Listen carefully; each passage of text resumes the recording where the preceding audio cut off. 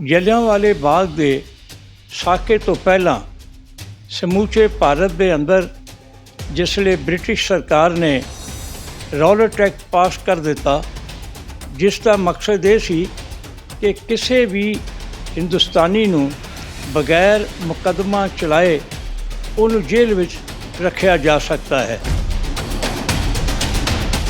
ਹਕੀਕਤ ਇਹ ਹੈ ਕਿ ਫਸਟ ਵਰਲਡ ਵਾਰ 1914 ਤੋਂ ਲੈ ਕੇ 18 ਤੱਕ ਹੋਈ।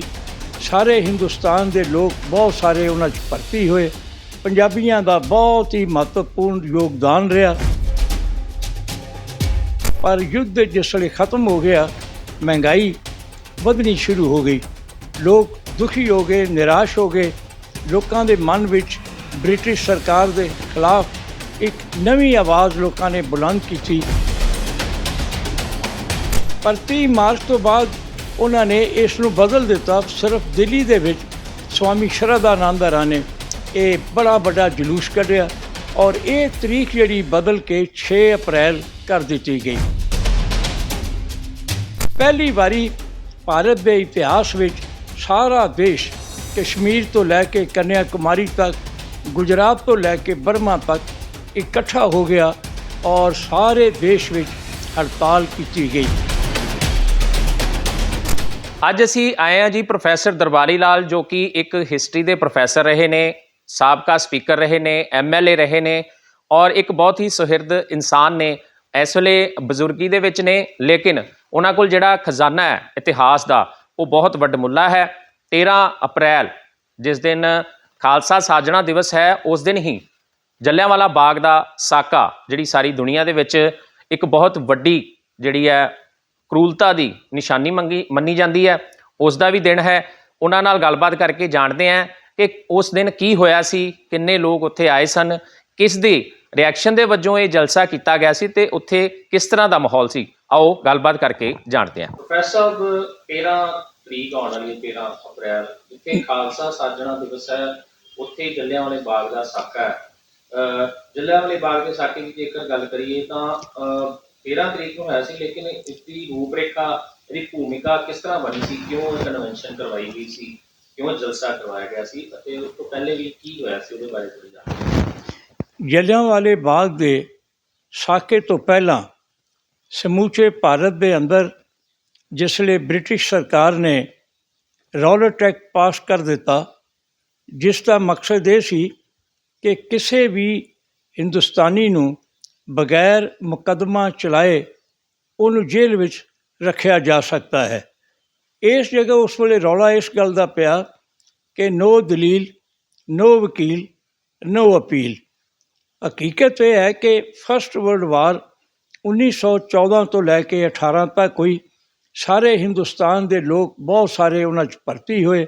ਪੰਜਾਬੀਆਂ ਦਾ ਬਹੁਤ ਹੀ ਮਹੱਤਵਪੂਰਨ ਯੋਗਦਾਨ ਰਿਹਾ ਔਰ ਲੜਾਈ ਦੇ ਦੌਰਾਨ ਜਿਹੜੇ ਸਨ ਉਹ ਸ਼ਹੀਦ ਹੋਏ। ਔਰ ਉਸ ਤੋਂ ਬਾਅਦ ਅੰਗਰੇਜ਼ਾਂ ਨੇ ਇਹ ਵਾਅਦਾ ਕੀਤਾ ਸੀ ਕਿ ਅਸੀਂ ਤੁਹਾਨੂੰ ਬੜੀ ਰਿਸਪੋਂਸਿਵ ਗਵਰਨਮੈਂਟ ਦਿਆਂਗੇ। ਪਰ ਯੁੱਧ ਜਿਸ ਵੇਲੇ ਖਤਮ ਹੋ ਗਿਆ, ਮਹਿੰਗਾਈ ਵਧਣੀ ਸ਼ੁਰੂ ਹੋ ਗਈ। ਲੋਕ ਦੁਖੀ ਹੋ ਗਏ, ਨਿਰਾਸ਼ ਹੋ ਗਏ। ਲੋਕਾਂ ਦੇ ਮਨ ਵਿੱਚ ਬ੍ਰਿਟਿਸ਼ ਸਰਕਾਰ ਦੇ ਖਿਲਾਫ ਇੱਕ ਨਵੀਂ ਆਵਾਜ਼ ਲੋਕਾਂ ਨੇ ਬੁਲੰਦ ਕੀਤੀ ਔਰ ਉਸ ਨੂੰ ਦਬਾਉਣ ਵਾਸਤੇ ਅੰਗਰੇਜ਼ਾਂ ਨੇ ਰੌਲਟ ਐਕਟ 18 ਫਰਵਰੀ ਔਰ 1919 ਵਿੱਚ ਪਾਸ ਕਰ ਦਿੱਤਾ, ਜਿਸ 'ਤੇ ਸਮੂਚੀ ਕਾਂਗਰਸ, ਉਸ ਵੇਲੇ ਮਹਾਤਮਾ ਗਾਂਧੀ ਇਸ ਦਾ ਜ਼ੇਰੇ ਕਿਆਦਤ ਕਰ ਰਹੇ ਸਨ ਔਰ ਉਹਨਾਂ ਨੇ ਇਹ ਕਿਹਾ ਕਿ 30 ਮਾਰਚ 1919 ਨੂੰ ਸਾਰੇ ਦੇਸ਼ ਵਿੱਚ ਹੜਤਾਲ ਕੀਤੀ ਜਾਏਗੀ। ਪਰ 30 ਮਾਰਚ ਤੋਂ ਬਾਅਦ ਉਹਨਾਂ ਨੇ ਇਸ ਨੂੰ ਬਦਲ ਦਿੱਤਾ। ਸਿਰਫ ਦਿੱਲੀ ਦੇ ਵਿੱਚ ਸਵਾਮੀ ਸ਼ਰਧਾਨੰਦ ਨੇ ਇਹ ਬੜਾ ਵੱਡਾ ਜਲੂਸ ਕੱਢਿਆ ਔਰ ਇਹ ਤਰੀਕ ਜਿਹੜੀ ਬਦਲ ਕੇ 6 ਅਪ੍ਰੈਲ ਕਰ ਦਿੱਤੀ ਗਈ।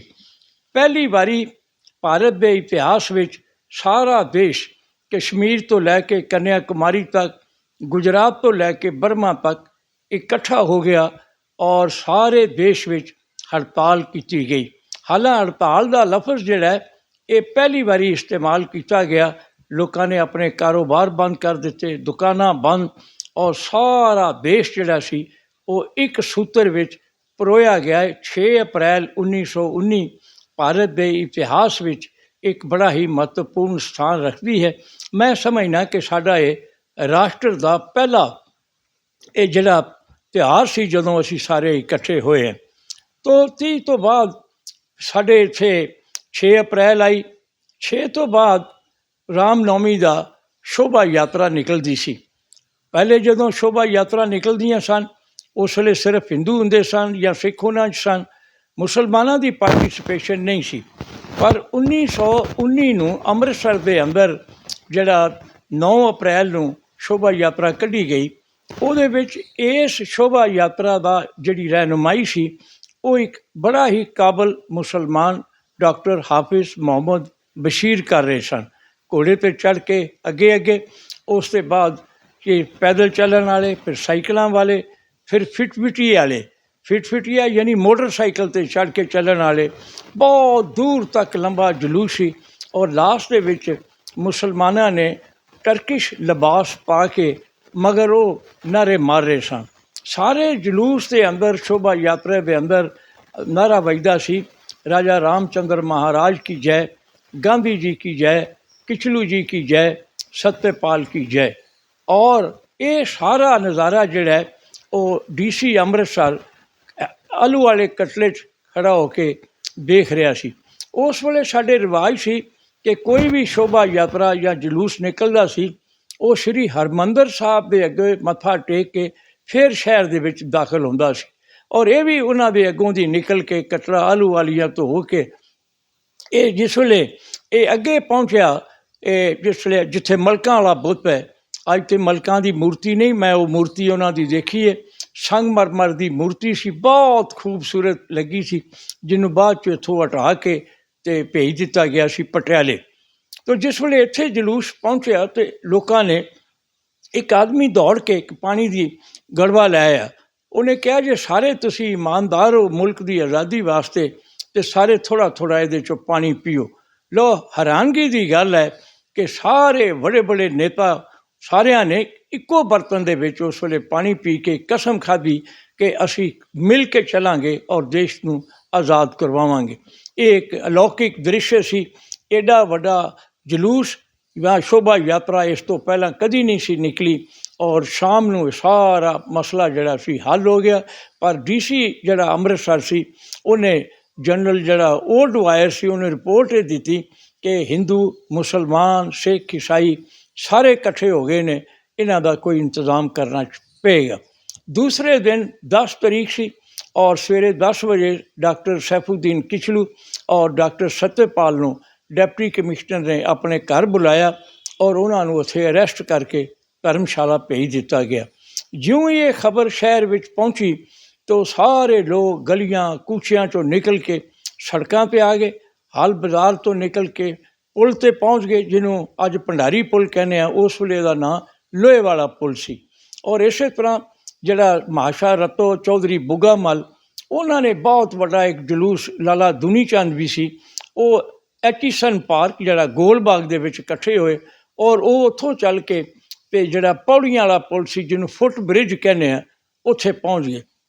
ਇਹਨਾਂ ਸਾਰਿਆਂ ਦਾ ਮੇਨ ਮਕਸਦ ਇਹ ਸੀ ਕਿ ਡਿਪਟੀ ਕਮਿਸ਼ਨਰ ਸਾਹਿਬ ਨੂੰ ਰਿਕੁਐਸਟ ਕੀਤੀ ਜਾਏ ਕਿ ਤੁਸੀਂ ਸਾਡੇ ਲੀਡਰ ਜਿਹੜੇ ਆ ਉਹਨਾਂ ਨੂੰ ਛੱਡ ਦਿਓ, ਰਿਲੀਜ਼ ਕਰ ਦਿਓ ਤਾਂ ਕਿ ਸ਼ਹਿਰ ਵਿੱਚ ਸ਼ਾਂਤੀ ਹੋਵੇ। ਜਿਸ ਵੇਲੇ ਪੁਲ ਦੇ ਵਿੱਚ ਕਾਫੀ ਜ਼ਿਆਦਾ ਭੀੜ ਸੀ ਤਾਂ ਬ੍ਰਿਟਿਸ਼ ਜਿਹੜੇ ਸਾਡੇ ਉਹਨਾਂ ਦੇ ਮੁਲਾਜ਼ਮ ਸਨ, ਅਫਸਰ ਔਰ ਦੂਸਰੇ ਸਿਪਾਹੀ, ਉਹਨਾਂ ਦੇ ਵਿੱਚ ਕੁਛ ਮਾੜੀ ਜਿਹੀ ਹਰਕਤ ਹੋਈ ਜਿਹਦੇ ਨਾਲ ਗੋਲੀ ਚੱਲੀ ਔਰ 22 ਆਦਮੀ ਉਸ ਵੇਲੇ ਮਾਰੇ ਗਏ। ਭੀੜ ਨੇ ਗੁੱਸੇ 'ਚ ਆ ਕੇ ਕੁਛ ਲਾਸ਼ਾਂ ਚੁੱਕੀਆਂ ਔਰ ਉਹ ਹਾਲ ਬਾਜ਼ਾਰ ਨੂੰ ਨਿਕਲੇ। ਫਿਰ ਜੋ ਜਿਹਦੇ ਹੱਥ ਆਇਆ ਉਹਨੇ ਕੀਤਾ। 2-3 ਅੰਗਰੇਜ਼ਾਂ ਨੂੰ ਮਾਰ ਦਿੱਤਾ ਗਿਆ। 2 ਅੰਗਰੇਜ਼ੀ ਬੈਂਕ ਜਿਹੜੇ ਸਨ ਉਹਨਾਂ ਨੂੰ ਲੁੱਟ ਲਿਆ ਗਿਆ। ਫਰੀ ਫਾਲ ਆਲ ਹੋ ਗਈ ਔਰ ਰੇਲਵੇ ਗੋਦਾਮ ਜਿਹੜਾ ਸੀ ਉਹਨੂੰ ਲੁੱਟ ਲਿਆ ਗਿਆ। ਗੱਡੀਆਂ ਲਾਈਨਾਂ ਤੋੜ ਦਿੱਤੀਆਂ ਗਈਆਂ। ਟੈਲੀਗ੍ਰਾਫ ਸਿਸਟਮ ਜਿਹੜਾ ਸੀ ਉਹਨੂੰ ਖ਼ਤਮ ਕਰ ਦਿੱਤਾ ਗਿਆ। ਯਾਨੀ ਇੰਝ ਜਾਪਦਾ ਸੀ ਕਿ ਅੱਜ ਸ਼ਹਿਰ ਵਿੱਚ ਖੂਨ ਖਰਾਬਾ ਔਰ ਪੂਰੀ ਤਰ੍ਹਾਂ ਅਰਾਜਕਤਾ ਔਰ ਵਿਵਸਥਾ ਫੈਲ ਗਈ। ਇਸ ਦੇ ਨਾਲ ਹੀ ਇੱਕ ਮੈਡਮ ਮਰਸ਼ਲਾ ਸ਼ੇਰਵੁੱਡ ਸੀ, ਬ੍ਰਿਟਿਸ਼ ਲੇਡੀ ਜਿਹੜੀ ਪੜ੍ਹਾਉਂਦੀ ਸੀ, ਉਹ ਕੌੜਿਆਂ ਵਾਲੇ ਖੂਹ ਤੋਂ ਜਿਸ ਵੇਲੇ ਨਿਕਲ ਰਹੀ ਸੀ ਉੱਥੇ ਕੋਈ ਨੌਜਵਾਨਾਂ ਨੇ ਉਹਨੂੰ ਘਾਇਲ ਕਰ ਦਿੱਤਾ, ਜਿੱਥੇ ਬਾਅਦ 'ਚ ਜਨਰਲ ਡਾਇਰ ਨੇ ਟਿਕਟਿਕੀ ਲਾ ਦਿੱਤੀ ਔਰ ਉਹ ਲੋਕਾਂ ਨੂੰ ਰੇਂਗ ਕੇ ਉੱਥੋਂ ਚੱਲਣਾ ਪੈਂਦਾ ਸੀ। ਤੋ ਇਹ 11 ਤਰੀਕ ਦੀ ਸਾਰੀ ਗੱਲ ਜਿਹੜੀ ਸੀ ਰਾਤ ਤੱਕ ਖਤਮ ਹੋ ਗਈ, ਮਗਰ ਡਰ ਔਰ ਦਹਿਸ਼ਤ ਦਾ ਮਾਹੌਲ ਇੰਨਾ ਜ਼ਿਆਦਾ ਸੀ। ਲਾਸ਼ਾਂ ਜਿਹੜੀਆਂ ਸਨ ਉਹ ਮਸਜਿਦ ਖੈਰੂਦੀਨ ਜਿਹੜੀ ਹਾਲ ਬਾਜ਼ਾਰ ਦੇ ਅੰਦਰ ਹੈ ਉੱਥੇ ਰੱਖ ਦਿੱਤੀਆਂ ਗਈਆਂ। ਦੂਸਰੇ ਦਿਨ ਜਾ ਕੇ ਲੋਕਾਂ ਨੂੰ ਇਹ ਕਿਹਾ ਗਿਆ ਕਿ ਜਿਹਨੇ ਦਫਨਾਣਾ ਹੈ ਉਹ ਦਫਨਾ ਲੇ, ਜਿਹਨੇ ਸੰਸਕਾਰ ਕਰਨਾ ਹੈ ਸੰਸਕਾਰ ਕਰ ਲੇ। ਔਰ 11 ਤਰੀਕ ਦੀ ਸ਼ਾਮ ਤੱਕ ਇਹ ਸਾਰਾ ਕਲੀਅਰ ਹੋ ਗਿਆ। ਹੁਣ ਸਮਝ ਨਹੀਂ ਸੀ ਆ ਰਹੀ ਇਹਨਾਂ ਲੀਡਰਾਂ ਨੂੰ ਕਿ ਕੀ ਕਰੀਏ। ਅਲਟੀਮੇਟਲੀ ਉਹਨਾਂ ਨੇ ਮਨ ਬਣਾਇਆ ਕਿ 13 ਤਰੀਕ ਨੂੰ ਜਲਿਆਂਵਾਲੇ ਬਾਗ ਦੇ ਵਿੱਚ ਜਲਸਾ ਕੀਤਾ ਜਾਏ ਔਰ ਉਹਦੇ ਵਾਸਤੇ ਕਿਸੇ ਜਗ੍ਹਾ ਮੀਟਿੰਗ ਜਿਹੜੀ ਸੀ ਉਸ ਦਾ ਆਯੋਜਨ ਕਰਨਾ ਸੀ। ਪਰ ਕੋਈ ਵੀ ਸ਼ਹਿਰੀ, ਕੋਈ ਵੀ ਇੰਸਟੀਟਿਊਸ਼ਨ ਦਾ ਹੈੱਡ ਉਹਨਾਂ ਨੂੰ ਇਜਾਜ਼ਤ ਦੇਣ ਨੂੰ ਤਿਆਰ ਨਹੀਂ ਸੀ ਕਿ ਸਾਰੇ ਬ੍ਰਿਟਿਸ਼ ਗੌਰਮੈਂਟ ਕੋਲੋਂ ਡਰਦੇ ਸਨ। ਅਲਟੀਮੇਟਲੀ ਢਾਬ ਖਟੀਕਾਂ 'ਤੇ ਹਿੰਦੂ ਸਭਾ ਸਕੂਲ ਔਰ ਕਾਲਜ ਦੀ ਜਿਹੜੀ ਮੈਨੇਜਮੈਂਟ ਸੀ ਉਹਨੇ ਇਹਨਾਂ ਸਾਰੇ ਸੁਤੰਤਰਤਾ ਸੈਨਾਨੀਆਂ ਨੂੰ ਇਜਾਜ਼ਤ ਦੇ ਦਿੱਤੀ ਕਿ ਤੁਸੀਂ ਸਾਡੇ ਸਕੂਲ 'ਚ ਮੀਟਿੰਗ ਕਰ ਸਕਦੇ ਹੋ। ਤੋ 12 ਵਜੇ ਸ਼ਾਮ ਨੂੰ ਮੀਟਿੰਗ ਕੀਤੀ ਗਈ ਔਰ ਅਨਾਊਂਸ ਕੀਤਾ ਗਿਆ ਕਿ ਕੱਲ੍ਹ 13 ਅਪ੍ਰੈਲ 4 ਵਜੇ ਜਲਿਆਂਵਾਲੇ ਬਾਗ ਦੇ ਅੰਦਰ ਲਾਲਾ ਕਨਈਆ ਲਾਲ ਭਾਟੀਆ ਉਹਦੀ ਅਧਿਕਸ਼ਤਾ ਵਿੱਚ ਜਿਹੜੀ ਹੈ ਇਹ ਮੀਟਿੰਗ ਕੀਤੀ ਜਾਏਗੀ ਔਰ ਉੱਥੇ ਇਹ ਮੰਗ ਰੱਖੀ ਜਾਏਗੀ ਕਿ ਰੌਲਟ ਐਕਟ ਜਿਹੜਾ ਉਸ ਨੂੰ ਵਾਪਸ ਲਿਆ ਜਾਏ ਔਰ ਡਾਕਟਰ ਸੈਫੂਦੀਨ ਕਿਚਲੂ ਔਰ ਸਤਪਾਲ ਜਿਹੜੇ ਹੈ ਉਹਨਾਂ ਨੂੰ ਰਿਲੀਜ਼ ਕੀਤਾ ਜਾਏ, ਛੱਡਿਆ ਜਾਏ। ਔਰ ਦੂਸਰੇ ਦਿਨ ਫਿਰ ਜਾ ਕੇ ਉਹਨਾਂ ਨੇ ਜਲਿਆਂਵਾਲੇ ਬਾਗ 'ਚ ਮੀਟਿੰਗ ਕੀਤੀ। ਅੱਛਾ, ਹੁਣ ਇਹਦੇ 'ਚ ਇਹ ਸੀ ਕਿ ਉਸ ਦਿਨ ਵਿਸਾਖੀ ਦਾ ਦਿਨ ਸੀ ਤਾਂ ਨੈਚੁਰਲੀ ਸ਼੍ਰੀ ਦਰਬਾਰ ਸਾਹਿਬ ਦੇ ਵਿੱਚ ਹਜ਼ਾਰਾਂ ਹਿੰਦੂ ਸਿੱਖ ਜਿਹੜੇ ਹਨ, ਅਸੀਂ ਕਿਉਂਕਿ ਇਸ ਦਿਨ ਨੂੰ ਬੜਾ ਸ਼ੁਭ ਮੰਨਦੇ ਹਾਂ ਤਾਂ ਸਾਰੇ ਮੱਥਾ ਟੇਕਣ ਵਾਸਤੇ ਆਉਂਦੇ ਸਨ। ਉਹ ਵੀ ਸ਼੍ਰੀ ਦਰਬਾਰ ਸਾਹਿਬ ਤੋਂ ਮੱਥਾ ਟੇਕ ਕੇ ਆਸ਼ੀਰਵਾਦ ਲੈਣ ਤੋਂ ਬਾਅਦ ਜਲਿਆਂਵਾਲੇ ਬਾਗ 'ਚ ਇਕੱਠੇ ਹੋ ਗਏ। ਜਿਹੜਾ ਮੇਲਾ ਲੱਗਦਾ ਸੀ ਪਸ਼ੂਆਂ ਦਾ ਮਾਲ ਮੰਡੀ 'ਚ, ਅੰਗਰੇਜ਼ਾਂ ਨੇ ਉਸ ਦਿਨ ਬੰਦ ਕਰਵਾ ਦਿੱਤਾ, ਉਹ ਵੀ ਲੋਕ ਇੱਥੇ ਇਕੱਠੇ ਹੋ ਗਏ। ਗੱਲ ਤਾਂ ਸਾਰੀ ਇਹ ਸੀ ਕਿ ਬਈ ਇਹ ਜਿਹੜਾ ਜਲਸਾ ਅਸੀਂ ਕਰ ਰਹੇ ਹਾਂ ਬੜਾ ਪੀਸਫੁਲ ਸੀ, ਕੋਈ ਉਹਦੇ 'ਚ ਉਲਝਣ ਨਹੀਂ ਸੀ, ਕੋਈ ਕਿਸੇ ਦੇ ਖਿਲਾਫ ਨਾਅਰਾ ਨਹੀਂ ਸੀ। ਔਰ ਜਨਰਲ ਡਾਇਰ ਦੇ ਆਉਣ ਤੋਂ ਪਹਿਲਾਂ 8 ਆਦਮੀ ਬੋਲ ਚੁੱਕੇ ਸਨ ਔਰ ਇੱਕ ਬ੍ਰਿਜ ਬੇਕਲ ਨਾਂ ਦਾ ਵਕੀਲ ਸੀ ਜਿਹੜਾ ਉਸ ਵੇਲੇ ਇੱਕ ਆਪਣੀ ਕਵਿਤਾ ਪੜ੍ਹ ਰਿਹਾ ਸੀ। ਮੈਂ ਉਹ ਕਵਿਤਾ ਦਾ ਅਨੁਮਾਨ ਇਸ ਤਰ੍ਹਾਂ ਸੀ कि अफसर आला ने हमको आज दी हैं धमकियाँ कि बाजू काट देंगे हम, परों को नोच लेंगे हम, मगर हर खिज़ां के बाद मौसम बहार लाजिम है हजूर, खुद ब खुद निकल आएंगे पर तब गूंचे खिल उठेंगे। कि इस गल की सानू चिंता नहीं कि सानू ब्रिटिश सरकार ने धमकी दी है वे सानू मार भी देंगे, कोई गल नहीं, क्योंकि अगर टाणी तो पत्ते झड़ जान तो फिर गूंचे खिल उठते हैं, इस तरह असी फिर खड़े होकर आज़ादी लवांगे। तो ये अजीज़ अहमद, गुरबख्श राय, राम राय और होर 8 के करीब आदमी बोल बैठे सन।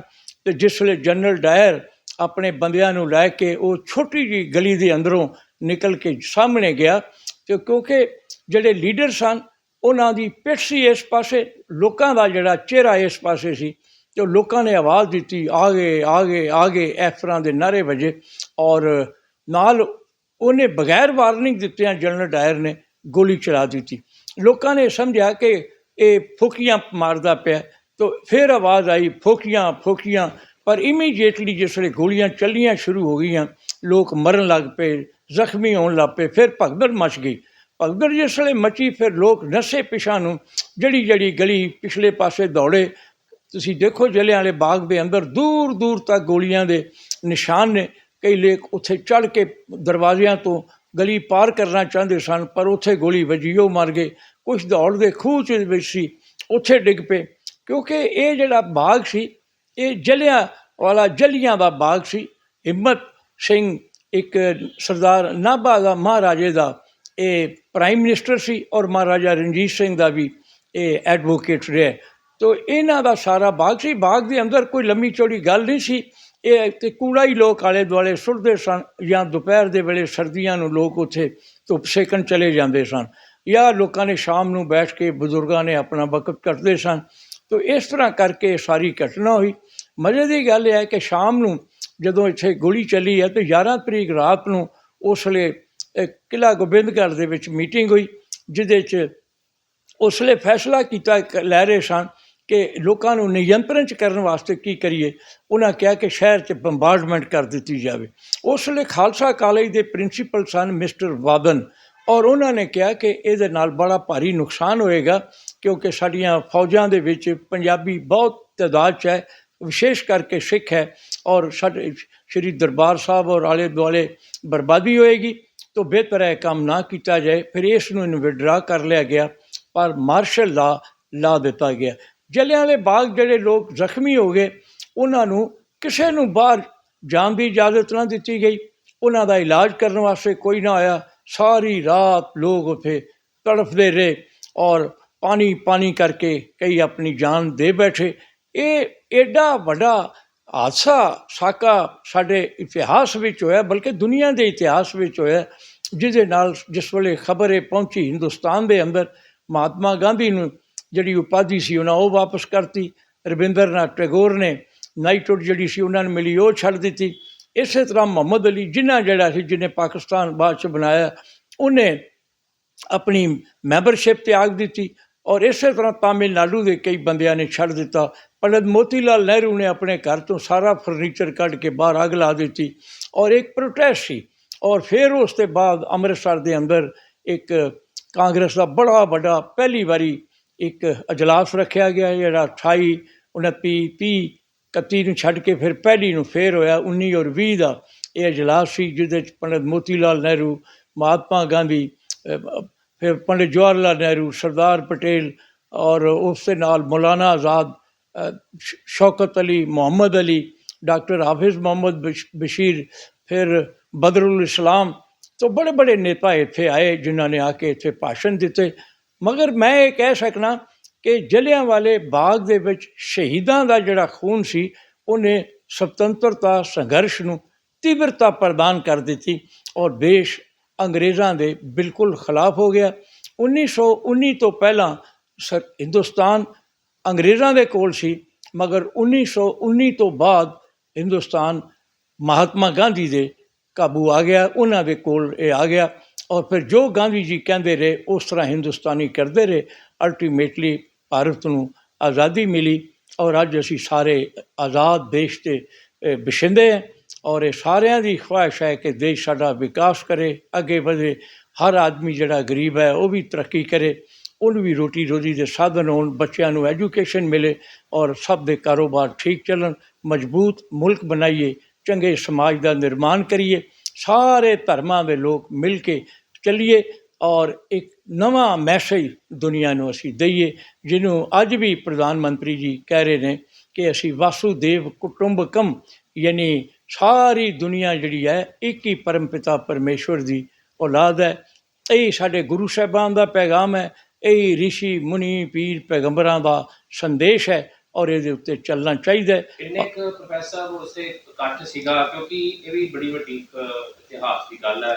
ਜੇ ਗੱਲ ਕਰੀਏ ਆਪਾਂ ਉਹਦੀ ਰਿਕਾਰਡ ਦੀ, ਰਿਕਾਰਡ ਦੇ ਵਿੱਚ ਹਾਲੇ ਜਲਿਆਂਵਾਲੇ ਬਾਗ ਦੇ ਬੰਦੇ ਜਿਹੜੇ ਨੇ ਹਾਲੇ ਤੱਕ ਨਹੀਂ ਉਹਨਾਂ ਦੀ ਜਿਹੜੀ ਲਿਸਟ ਪੂਰੀ ਤਰ੍ਹਾਂ ਤਿਆਰ ਹੋ ਸਕੀ। ਕੈਪਟਨ ਸਾਹਿਬ ਨੇ ਵੀ ਇੱਥੇ ਆਨਰ ਕੀਤਾ ਉਹਨਾਂ ਨੂੰ, ਪਰ ਜਿਹੜੀ ਉਹਨਾਂ ਕੋਲ ਲਿਸਟ ਬਣੀ ਸੀ ਪੱਕੇ ਤੌਰ 'ਤੇ, ਉਹ ਵੀ ਹਾਲੇ ਥੋੜ੍ਹੀ ਜਿਹੀ ਡਾਈਸੀ ਸੀ। ਤੁਸੀਂ ਕੀ ਸਮਝਦੇ ਕਿੰਨਾ ਕੁ ਬੰਦਾ ਸੀਗਾ ਜਿਨ੍ਹਾਂ ਦੀ ਉੱਥੇ ਡੈਥ ਹੋਈ, ਕਿੰਨੇ ਕੁ ਬਚ ਗਏ ਉਹਨਾਂ 'ਚੋਂ, ਜਾਂ ਟੋਟਲ ਕਿੰਨਾ ਚੱਲ ਸਕਦਾ ਸੀ? ਦੇਖੋ, ਆਮ ਹੈ ਕਿ ਫੌਜ ਦੇ ਮੁਤਾਬਕ 3 ਗੋਲੀਆਂ ਅਗਰ ਚੱਲਣ ਤਾਂ ਇੱਕ ਆਦਮੀ ਮਾਰਿਆ ਜਾਂਦਾ। 1600 ਰਾਊਂਡ ਉਸ ਵੇਲੇ ਉੱਥੇ ਚੱਲੇ ਸਨ, ਅਤੇ 1600 ਨੂੰ ਤੁਸੀਂ ਤਕਸੀਮ ਕਰ ਲਓ। ਉੱਥੇ ਦੇ ਬ੍ਰਿਟਿਸ਼ ਗੌਰਮੈਂਟ ਦਾ ਜਿਹੜਾ ਰਿਕਾਰਡ ਹੈ ਉਹਦੇ 379 ਆਦਮੀ ਨੇ, ਔਰ ਜ਼ਖਮੀ ਜਿਹੜੇ ਉਹ 500 ਤੋਂ ਉੱਤੇ ਹੈ। ਇਹਦੇ ਬਾਅਦ ਪੰਡਿਤ ਮਦਨ ਮੋਹਨ ਮਾਲਵੀਆ ਔਰ ਦੂਸਰਿਆਂ ਨੇ ਜਿਹੜਾ ਕਿਹਾ, ਉਹਨਾਂ ਕਿਹਾ ਕਿ 500 ਤੋਂ ਜ਼ਿਆਦਾ ਆਦਮੀ ਮਾਰਿਆ ਗਿਆ, 1000 ਤੋਂ ਉੱਤੇ ਜ਼ਖਮੀ ਹੈ। ਉਹਦੀ ਮੁਸ਼ਕਿਲ ਇਹ ਆਉਂਦੀ ਪਈ ਹੈ ਕਿ ਡਰ ਇੰਨਾ ਉਸ ਵੇਲੇ ਪੈ ਗਿਆ ਕਿ ਜਿਨ੍ਹਾਂ ਦੇ ਲੋਕ ਜ਼ਖਮੀ ਹੋ ਗਏ, ਉਹ ਦੂਸਰੇ ਦਿਨ ਉਹਨਾਂ ਦੀਆਂ ਉਹ ਚੁੱਕ ਕੇ ਉਹਨਾਂ ਨੂੰ ਲੈ ਗਏ, ਜਾਂ ਲਾਸ਼ਾਂ ਨੂੰ ਲੈ ਗਏ, ਔਰ ਦੂਰ ਤੱਕ ਆਪਣੇ ਜਾ ਕੇ ਉਹਨਾਂ ਕਿਸੇ ਨੂੰ ਦੱਸਿਆ ਹੀ ਨਹੀਂ। ਅਤੇ ਜੇ ਕੋਈ ਜ਼ਖਮੀ ਹੋ ਕੇ ਬਾਹਰ ਚਲਾ ਗਿਆ, ਉਹਨੇ ਸਰਕਾਰ ਤੋਂ ਇਲਾਜ ਨਹੀਂ ਕਰਾਇਆ, ਤਾਂ ਉਹਦਾ ਵੀ ਨਹੀਂ ਪਤਾ ਲੱਗਾ, ਕਿਉਂਕਿ ਲੋਕ ਡਰਦੇ ਇੰਨੇ ਜ਼ਿਆਦਾ ਸਨ। ਇਸ ਕਰਕੇ ਇਹਦਾ ਕੋਈ ਐਗਜ਼ੈਕਟ ਨੰਬਰ ਨਹੀਂ ਅੱਜ ਤੱਕ ਵੀ ਕਨਫਰਮ ਕੀਤਾ ਜਾ ਸਕੇ। ਤੁਸੀਂ ਇਤਿਹਾਸ ਦੇ ਪ੍ਰੋਫੈਸਰ ਹੋ, ਤੁਹਾਡੇ ਮੁਤਾਬਕ ਜੇ ਅੰਦਾਜ਼ੇ ਦੀ ਗੱਲ ਕਰੀਏ ਤੇ ਚਲੋ ਆਫੀਸ਼ੀਅਲ ਰਿਕਾਰਡ ਦੀ ਗੱਲ ਨਹੀਂ ਕਰ ਰਿਹਾ ਮੈਂ, ਲੇਕਿਨ ਜੇ ਅੰਦਾਜ਼ੇ ਦੀ ਗੱਲ ਕਰੀਏ, ਜਿਸ ਤਰ੍ਹਾਂ ਫੱਟੜ ਹੋਏ ਲੋਕ ਜਿਨ੍ਹਾਂ ਨੂੰ ਕਿਸੇ ਨੇ ਪੁੱਛਿਆ ਨਹੀਂ, ਰਿਸ਼ਤੇਦਾਰ ਲੈ ਕੇ, ਟੋਟਲ ਜੇ ਕੈਜੁਅਲਟੀਜ਼ ਕਿੰਨੀਆਂ ਤੇ ਕਿੰਨੀਆਂ ਤੁਹਾਡੇ ਮੁਤਾਬਕ ਹੋਈਆਂ ਹੋਣਗੀਆਂ? ਵੇਖੋ ਕੋਈ 450 ਦੇ ਕਰੀਬ ਤੇ ਸ਼ਹੀਦ ਹੋ ਗਿਆ ਤੇ ਬਾਕੀ ਜਿਹੜਾ ਸੀ ਉਹ ਨਾ ਕਰਦਿਆਂ 1000 ਦੇ ਕਰੀਬ ਜਿਹੜਾ ਸੀ ਉਹ ਜ਼ਖਮੀ ਹੋਇਆ, ਕਿਉਂਕਿ ਗੋਲੀਆਂ ਸਿੱਧੀਆਂ ਚਲਦੀਆਂ ਰਹੀਆਂ ਜਿਹੜੇ ਪਾਸੇ ਲੋਕ ਸਨ। ਗੋਲੀਆਂ ਨਹੀਂ, ਜੇ ਤੇ ਫਾਇਰਿੰਗ ਹੁੰਦੀ ਉੱਪਰ ਲੋਕ ਵੱਜ ਜਾਂਦੇ। ਇਹ ਉਹਨੇ ਵਾਰਨਿੰਗ ਦੇਣ ਤੋਂ ਬਗੈਰ ਲੋਕਾਂ ਨੂੰ ਮਾਰਨਾ ਸ਼ੁਰੂ ਕਰ ਦਿੱਤਾ। ਤਾਂ ਫ੍ਰੀ ਨਾਟ ਫ੍ਰੀ ਦੀ ਗੋਲੀ ਸੀ। ਤਾਂ ਨੈਚੁਰਲੀ ਕਈ ਵਾਰੀ ਇੱਕ ਇਹ ਤਾਂ ਕਹਿੰਦੇ ਜ਼ਰੂਰ ਨੇ ਕਿ 3 ਗੋਲੀਆਂ ਚੱਲਣ 'ਤੇ ਇੱਕ ਬੰਦਾ ਮਰਦਾ, ਕਈ ਵਾਰੀ ਹਰ ਗੋਲੀ ਦੇ ਉੱਤੇ ਹੀ ਅਸੀਂ ਜਗ੍ਹਾ 'ਤੇ ਸੱਟ ਲੱਗ ਜਾਂਦੀ ਜਿੱਥੇ ਆਦਮੀ ਆਪਣੀ ਜਾਨ ਦੇ ਜਾਂਦਾ। ਤਾਂ ਕਾਫੀ ਜ਼ਿਆਦਾ ਨੁਕਸਾਨ ਹੋਇਆ ਇਸ ਤਰ੍ਹਾਂ। ਕਿੰਨਾ ਕੁ ਇਕੱਠ ਸੀਗਾ ਜਿਹੜਾ ਟੋਟਲ ਜਿਹੜਾ ਜਲਸੇ ਦਾ ਅੰਦਾਜ਼ਾ? ਕਰੀਬ 20,000 ਦੇ ਕਰੀਬ ਆਦਮੀ ਸੀ। ਕਈ ਜਗ੍ਹਾ 'ਤੇ 25,000 ਲਿਖਿਆ, ਕਿਤੇ 30 ਲਿਖਿਆ, ਪਰ 20 ਤੋਂ ਉੱਪਰ ਹੀ ਸੀ, ਘੱਟ ਨਹੀਂ ਸੀ। ਕਿਉਂਕਿ ਇੱਥੋਂ ਇਹ ਪਤਾ ਲੱਗਦਾ ਜਿਸ ਵੇਲੇ 11 ਤਰੀਕ ਨੂੰ ਇਹ ਸਾਰੇ ਲੋਕ ਜਲੂਸ ਕੱਢ ਕੇ ਆਏ ਹੈ, ਤਾਂ ਉਸ ਵੇਲੇ 50,000 ਦੀ ਰਿਪੋਰਟ ਬ੍ਰਿਟਿਸ਼ ਗੌਰਮੈਂਟ ਦੀ ਸੀ ਕਿ 50,000 ਆਦਮੀ ਇਹ ਹਾਲ ਬਾਜ਼ਾਰ, ਕਰੜਾ Sher Singh, Hathi gate, Lohgarh gate, Lahori gate, Sikandari gate ਔਰ ਆਲੂ ਵਾਲਾ ਕਰੜਾ, ਸ਼੍ਰੀ ਦਰਬਾਰ ਸਾਹਿਬ ਦੇ ਆਲੇ ਦੁਆਲੇ ਇੰਨੀ ਦੁਨੀਆ ਸੜਕਾਂ ਦੇ ਉੱਤੇ, ਉਹ ਕਹਿੰਦਾ ਸਿਰ ਹੀ ਸਿਰ ਨਜ਼ਰ ਆਉਂਦੇ ਸਨ।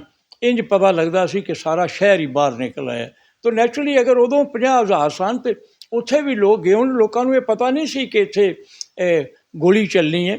ਲੋਕ ਤਾਂ ਗਏ ਸਨ ਜਲਸਾ ਸੁਣਨ ਵਾਸਤੇ, ਕਈ ਜ਼ਰਾ ਆਰਾਮ ਕਰਨ ਵਾਸਤੇ ਚਲੇ ਜਾਂਦੇ। ਤਾਂ ਉਹ ਇਹ ਘਟਨਾ ਬੜੀ ਜ਼ਬਰਦਸਤ ਔਰ ਸਾਡੇ ਹਿੰਦੁਸਤਾਨੀਆਂ ਵਾਸਤੇ ਬੜਾ ਖਤਰਨਾਕ ਸੀ, ਬੜੀ ਅਫਸੋਸਨਾਕ ਸੀ, ਦੁਖਦਾਈ ਸੀ। ਭਗਤ ਸਿੰਘ ਤੇ ਫਿਰ ਸ਼ਹੀਦ ਊਧਮ ਸਿੰਘ ਨੇ ਜਿਹੜਾ ਦੋਵਾਂ ਦਾ ਉਹਨਾਂ ਦੀ ਫਿਰ ਕਹਾਣੀ ਸ਼ੁਰੂ ਹੁੰਦੀ ਹੈ, ਉਹਨਾਂ ਦਾ ਥੋੜਾ ਜ਼ਿਕਰ ਥੋੜਾ ਜਿਹਾ ਕਰ। ਹਾਂ, ਸ਼ਹੀਦ ਊਧਮ ਸਿੰਘ ਉਸ ਵੇਲੇ ਇਹ ਕਿਹਾ ਜਾਂਦਾ ਕਿ ਉਹ ਇੱਥੇ ਸਨ ਔਰ ਉਹਨਾਂ ਇਸੇ ਮਿੱਟੀ ਦੀ ਕਸਮ ਖਾਧੀ। ਇਹ ਗੱਲ 1919 ਦੀ ਹੈ। ਔਰ ਉਸ ਤੋਂ ਬਾਅਦ ਉਹ ਬ੍ਰਿਟੇਨ ਚਲੇ ਗਏ। ਬ੍ਰਿਟੇਨ ਜਾ ਕੇ ਉਹਨਾਂ ਨੇ ਉੱਥੇ ਜਿਹੜਾ ਓਲਡ ਵਾਇਰ ਸੀ, ਡਾਇਰ ਔਰ ਓਲਡ ਵਾਇਰ 'ਚ ਫਰਕ ਹੈ। ਡਾਇਰ ਉਹ ਆਦਮੀ ਸੀ ਜਿਹਨੇ ਗੋਲੀ ਚਲਾਈ ਔਰ ਸਾਡੇ ਬੰਦਿਆਂ ਨੂੰ ਸ਼ਹੀਦ ਕੀਤਾ।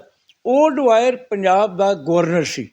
ਓਲਡ ਵਾਇਰ ਜਿਹੜਾ ਸੀ, ਕਿਉਂਕਿ 1942 ਦੇ ਵਿੱਚ ਉੱਥੇ ਦੁਬਾਰਾ ਅੰਦੋਲਨ ਚੱਲ ਪਿਆ ਸੀ ਹਿੰਦੁਸਤਾਨ 'ਚ, 1939 ਤੋਂ ਲੈ ਕੇ ਇਹ 45 ਤੱਕ ਚੱਲਿਆ।